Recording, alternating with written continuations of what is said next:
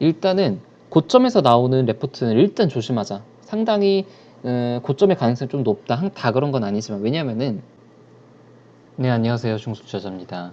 이번 영상은 좋은 레포트, 나쁜 레포트 구분법이라는 제목으로 호텔신라나 KMW, GTG 웰리스 종목을 통해서 제가 말씀을 해드리도록 하겠습니다.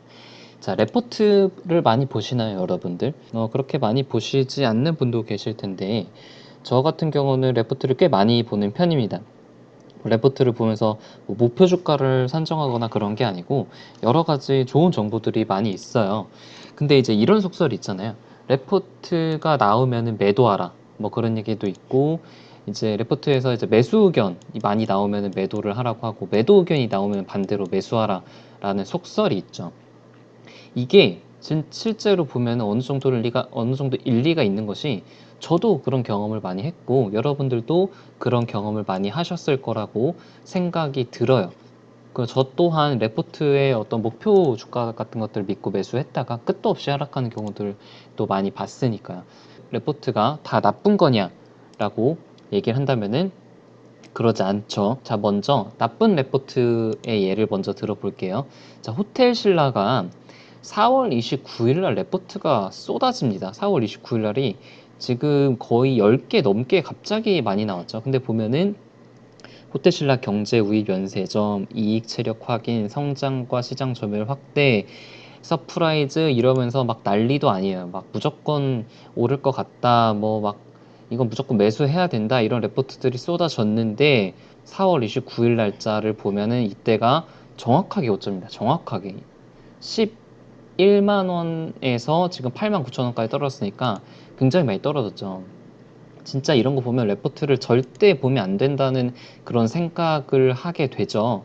레포트를 좀 보면은 그 당시 목표가가 이제 14만 원인데도 있고 15만 원인데도 있고, 그러니까 지금 11만 원에서 15만 원까지니까 수익률이 거의 그래도 한 30%니까 이것만 보고 있는 사람들은, 레포트만 보고 매수를 한다면은 한 30% 수익을 내겠다라고 일반 개미들은 그렇게 생각을 할 수도 있어요. 자, 그러면은 어째서 이런 괴리가 발생을 하느냐. 레포트가 나온 시점이, 이게 진짜 기관이 물량을 털어내려고 레포트를 이 시점에 내느냐. 저는 그렇게는 생각하진 않고 있습니다. 제가 이해한 바로는 일단 레포트의 성격에 대해서 좀 이해를 하고 계셔야 돼요. 이게 무슨 말이냐면은, 레포트를 의심을 가지고 봐야 돼요. 왜냐하면은 기관이, 누군가가 이제 레포트를 쓴다는 거는 내가 써서 다른 사람이 봐주려는 목적으로 쓰는 거잖아요. 그러니까 많은 사람들이 보면은 나의 어떤 실적이 높아지는 그런 구조예요. 쉽게 얘기해가지고 어그로를 끌어야 된다는 얘기예요. 어그로를, 사람들이 많이 보기 위해서. 어그로를 끌려면 어떤 종목들이 좋죠? 신고가를 치고 있거나 최근에 스포트라이트, 갑자기 무슨 뭐 이슈가 있는 종목이라든가 어닝 서프라이즈를 내고 있는 종목들이 어그로를 끌기 좋잖아요. 사람들이 많이 찾아보게 되고, 이거 왜 이렇게 많이 올랐지? 어닝 서프라이즈가 얼마나 났지? 그러면 이제 2분기, 3분기 실적은 어떻지 하면서 검색을 많이 할 테니까 레포트를 많이 볼 수밖에 없어요. 그러니까 레포트는 선천적으로 어닝 서프라이즈이고, 주가가 고점에 있을 때 레포트가 많이 나올 수밖에 없는 구조예요. 막 하락하고 막 바닥 뚫고 이런데 레포트들이 많이 나오지가 않아요. 그렇기 때문에 일단은 레포트를 볼 때 합리적인 의심을 가지고 바라봐야 된다는 것이 이제 첫 번째 조건입니다. 자, 그러면은 어떻게 의심을 해야 되느냐. 호텔신라 예를 들어볼게요. 호텔신라 같은 경우는 이제 최근에 나온 레포트인데, 그 전자상거래법 강화에도 펀더먼털 강화 이유하면서 이제 전자상거래법이 강화가 됐지만 이게 부정적이지만 호텔신라에 미치는 영향은 없다라고 얘기를 하고 있어요. 뭐 그 이유가 이제 뭐 5월 매출도 좋고 2분기 매출도 긍정적이고 뭐 어쩌고 저쩌고 뭐 이러면서 여러 가지 근거를 두고 있는데, 여기서 이제 중요한 얘기가 나옵니다. 레포트를 쓰는 사람의 희망과 기대를 구분을 해야 돼요. 그러니까 다시 말하면은, 이제 레포트를 쓰는 사람의 희망과 시장의 희망이 있고, 실제로 우리 현실에서 일어나는 그런 사실들이 있는데, 그 두 개를 구분을 해야 됩니다. 자, 만약에 전자상거래법이 호텔신라에 전혀 미치는 영향이 없다고 치면, 실제로도 이 희망처럼 그러면은 주가가 이렇게 떨어지지 않겠죠. 반등을 하겠죠. 반등을 해서 이제 실적이 잘 나올 것이기 때문에. 근데 이 전자상거래법이 실제로 3분기, 4분기에 영향을 미치는 것이 확실해지고 불확실성이 남아 있다면은 주가가 아무래도 매수세보다는 매도세가 조금 더 많이 나오겠죠. 그래서 이런 어떤 시장의 기대만 보고 팩트를 보지 않고 기대만 보고 매수를 하게 되면은 이렇게 주가가 지지선을 깨고 하락을 할 수도 있습니다. 네, 그래서 현재 시장은 전자상거래법이 영향이 없다고 생각하진 않고 있는 것 같아요. 지금까지 봤을 때는. 다 그러면은 뭐 모든 레포트들 다 걸러야 되냐? 모든 레포트들 절대 믿으면 안 되고 다 의심의 눈초리로 바라봐야 되느냐? 아니죠. 제가 어떻게 레포트를 활용하는지 보여드릴게요. 사실 레포트는 굉장히 정보들이 많아요. 정보들이 굉장히 많고 특히 우리가 이제 다른 본업들이 있기 때문에 뭐 5G 산업이라든가 디스플레이 산업, 뭐 반도체 산업에 대해서 잘 이해를 하지 못해요. 근데 레포트들에서 이제 정리가 잘 되어 있는 레포트들은 이런 산업들을 잘 이해를 하게 해줍니다. 예를 들어 볼까요? 자, 이게 이제 5G에 대한 레포트인데, 이런 자료들이 있죠. 뭐, 가입자망 서비스 다섯 네트워크스가 여기에 포함이 되고 기지국, 계측 장비인 이노아리스, RRH 부분 KMW 뭐 이런 식으로 되어 있고 광 커넥터는 오이솔루션. 이게 굉장히 이제 5G 통신 주들을 한눈에 바라볼 수 있는 굉장히 좋은 그런 그림이라고 생각이 되거든요. 그래서 앞쪽이 아무래도 좀 초반에 많이 수요가 창출되는 그런 부분이고 뒤쪽이 이제 후반에 뭐 기지국이랑 깔리고 나서 수요가 창출되는 그런 섹터라고 그렇게 한눈에 알아볼 수 있는 그런 표라고 생각이 돼요. 이런 것들이 뭐 사업 보고서나 이런 거에 잘 안 나오거든요. 뉴스에도 이런 게 잘 안 나오거든요. 레포트에서만 나와요. 그래서 레포트들을 통해서 이런 정보, 어떤 배경 지식들을 알 수 있기 때문에 이런 점에서는 굉장히 레포트들의 활용도가 높다고 생각이 됩니다. 자, 그럼 이제 종목을 좀 볼게요. KMW, 제가 다음 영상에서 KMW 좀 자세하게 설명을 드릴 거긴 하지만 레포트를 잠깐 보면은 뭐 이런 얘기들이 있어요. 5G 계열로 인한 역대 최고 실적이면서 그 이유가 뭐냐? 노키아 코리아 제품에 뭐 공동 개발한 MMR이 있다. 그리고 중국 ZTE 매출이 본격화가 기대가 되고 있다. 이런 얘기들이 있어요. 그리고 2020년이 더 기대가 된다.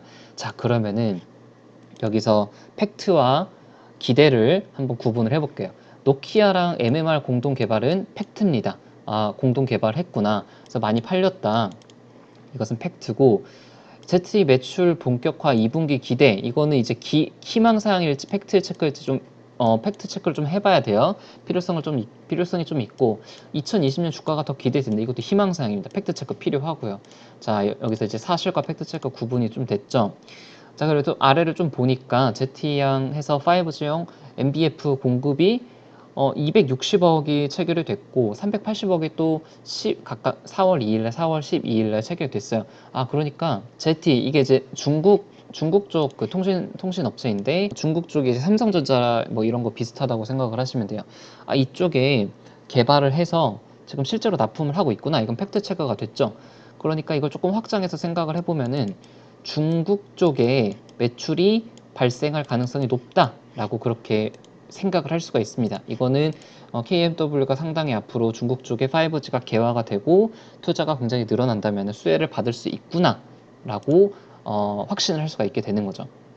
자, 이렇게 이거는 이제 좀 긍정적인 그런 관점으로 레포트들을 좀 바라봤어요. 자, 여기서 한 가지 좀 팁을 좀 드려볼게요. 일단은 고점에서 나오는 레포트는 일단 조심하자. 상당히 고점의 가능성이 좀 높다. 다 그런 건 아니지만 왜냐면은 아까 말씀드린 그 여기까지 그 신고가나 고점까지 왔을 때 어떤 기대감들이 있잖아요. 그런 기대감들이 대부분 다 반영이 되어 있을 가능성이 높아요. 아까 말씀드렸던 호텔 신라처럼. 반면에 저점에서는 그 어떤 기대감이나 시장에 대한 시각들이 반영이 되지 않은 상태이기 때문에 레포트 목표가까지 갈 가능성이 높다고 저는 생각이 돼요. 예를 좀 들어볼게요. 티즈웰리스라는 회사가 있는데 지금 차트를 보면은 단기 고점을 찍고 좀 하락을 했죠. 누가 봐도 고점은 아니에요. 고점은 아니고 하락한 다음에 횡보를 하고 있는 차트인데 어떤 회사인지 잠깐만 말씀을 드리면은, 일단 목표 주가는 2만 원으로 좀 커버리지를 했어요. 어떤 홈케어나 어떤 신제품이 출시가 되고 이런 그 제품들이 있고 이런 것들이 많이 팔릴 거다라는 것이 이제 레포트의 의견이고, 만약에 팔리게 되면은 목표가가 2만 원, 지금 1만 원 초반대니까 앞으로 상승 여력이 꽤 높죠. 자, 그러면 여기서 이제 기대와 사실이 뭐예요? 사실은 마스크랑 어떤 여러 가지 의료기기들, 홈케어 제품들을 내놨던 게 사실이고, 그리고 기대는 이게 신제품 효과로 매출이 많이 늘 것이다, 많이 팔릴 것이다가 기대죠. 그럼 우리가 확인해야 될 거는 이게 앞으로 많이 팔릴 것인지 안 팔릴 것인지에 대해서 사실 확인을 하면 된다는 거죠. 자, 일단 이것들을 이제 합리적인 추론으로 유출할 수가 있어요. 일단은 이게 2018년도 3분기랑 4분기가 적자였는데, 그리고 2분기에도 14억 정도로 매출이 늘 거라고 생각을 하고 있는데, 만약에 2분기에 영업이익이 증가를 한다면은 이거는 그 매출과 영업이익이 구조적인 성장을 이루고 있는 단계라고 생각을 할 수 있기 때문에, 아, 물건이 잘 팔리고 있구나 라고 생각을 할 수 있고, 우리가 목표했던 71억의 영업이익은 달성 가능성이 꽤 높다고 그렇게 생각을 할 수가 있습니다. 그리고 뭐 뉴스 같은 것들을 찾아보면은 여러 가지 백화점과 면세점에도 동시에 입점을 했기 때문에 지금과 같은 매출과 영업이익이 나오는 것이라고 간접적으로 생각을 해 볼 수가 있겠죠. 자, 여기까지 보시면은 주가는 지금 충분히 하락해 있는 상황에서 팩트들 여러 가지 제품들이 나왔고, 그리고 그 기대가 실현될 가능성이 높기 때문에 저는 저점에서 좀 매수를 했고 지금 좀 들고 있습니다. 정리를 하자면은, 첫 번째, 항상 레포트를 볼 때는 의심을 하자. 특히 고점에서 레포트가 쏟아질 때는 단기 차익 실현 물량이 나올 수가 있고 기대감이 다 반영이 될 수도 있다라는 게 이제 두 번째 얘기고, 목표 주가를 아는데 레포트를 활용하지 말고 거기서 이제 정보를 얻거나 배경 지식을 얻는데 활용을 해야지, 이 목표 주가를 절대적으로 신뢰해서는 절대 안 된다. 가장 중요한 본인 스스로 판단을 해야 된다를 얘기를 드리면서 영상을 좀 마무리를 짓겠습니다. 다음 영상은 오이솔루션이랑 KMW 누가 대장이냐 라는 그런 주제로 좀 말씀을 드릴 거고, 그리고 제가 저도 이제 주식을 한 지가 거의 이제 5년 가까이 됐는데 여러 가지 얼마나 많은 일들이 있었겠어요. 뭐 물론 10년, 20년 하신 분들에 비해서는 경험이 짧지만, 제가 많은 일을 겪으면서 유료방을 좀 가입을 제가 한 2번인가 했었거든요. 이 가입한 썰에 대해서 제가 다음에 좀 풀어드리겠습니다. 네, 이상입니다.